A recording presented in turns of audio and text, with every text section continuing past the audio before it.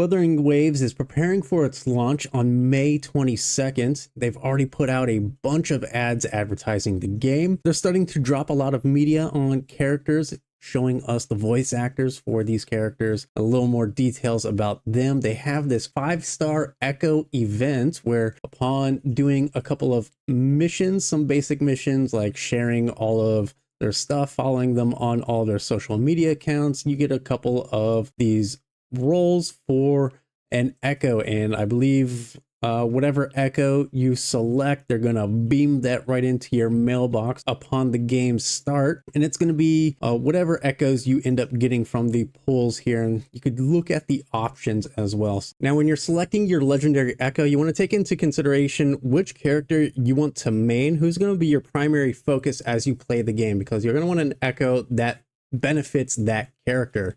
The other thing you want to take into consideration is just how often that Echo is going to show up in the overworld, so that you could kind of get them out of the way for farming that initial databank points. Because if you select an Echo that's really common, as soon as you hit databank level 15, those really common Echoes that show up everywhere in the world, you're probably going to max them out first. Whereas the Echoes that only have 2 or 3 spawn points, you may get unlucky and not get a single gold Echo from them for quite a while. So if you select an Echo from this event that has only 3 spawn points, you're automatically getting that legendary, you're bypassing those initial databank points, and you're going to get yourself a nice boost and save yourself some farming later down the line. We're going to start off with the lightning characters, Electro Element. If you're at all interested in Calcharo, Yinlin, or Yuan Wu, you're going to want the Violet-Feathered Heron. That's going to be your best option, hands down, just because it's a pretty good Echo to have,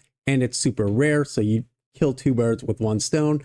No pun intended. Over onto the arrow characters. If you like Jiyan, Jianshin, Alto, Yang Yang, if you want to main any of those 4 characters, you're going to want to get the Cyan-Feathered Heron for the same reason as the Violet.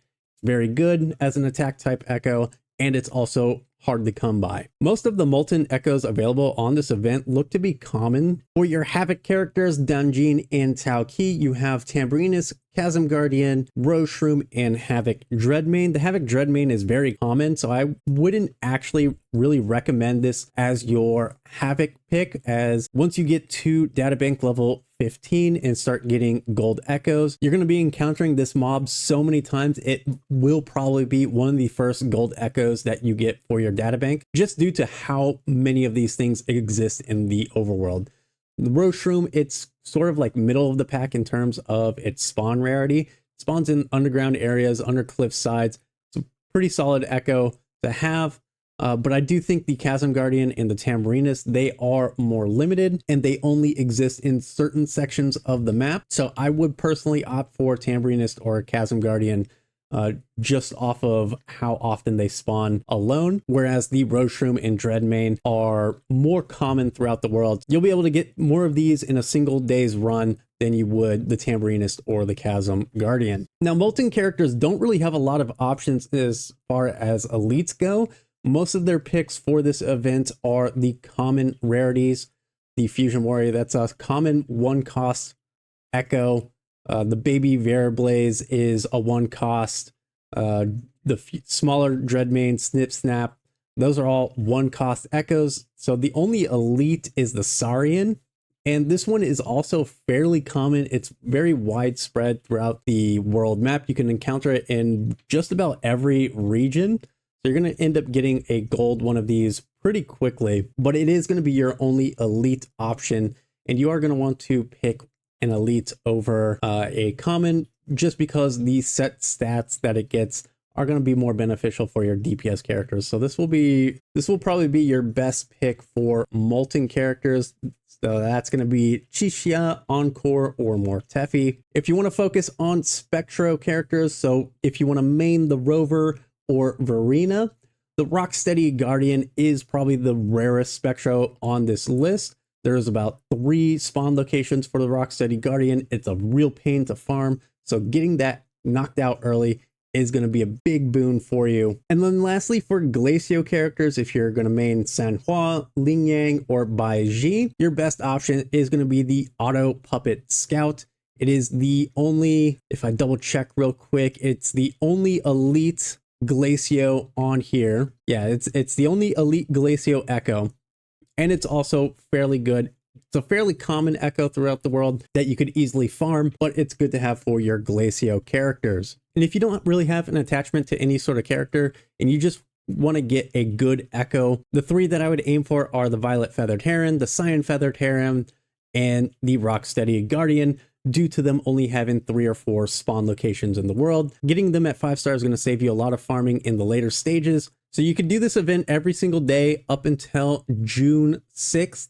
Every day you're going to get up to 6 attempts to pull. You get 4 for just logging in and then 2 for sharing. So don't forget to come back every day, spin the wheel, try and collect as many echoes as you can in hope for getting your desired legendary.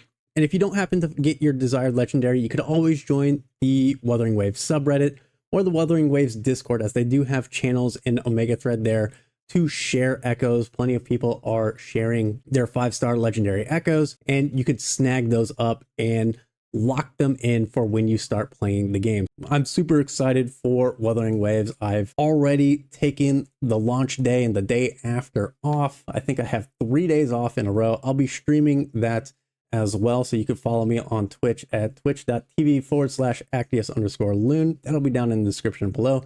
I will be joining the rat race for streaming the launch. You'll be able to find me at the very bottom of the Wuthering Waves category.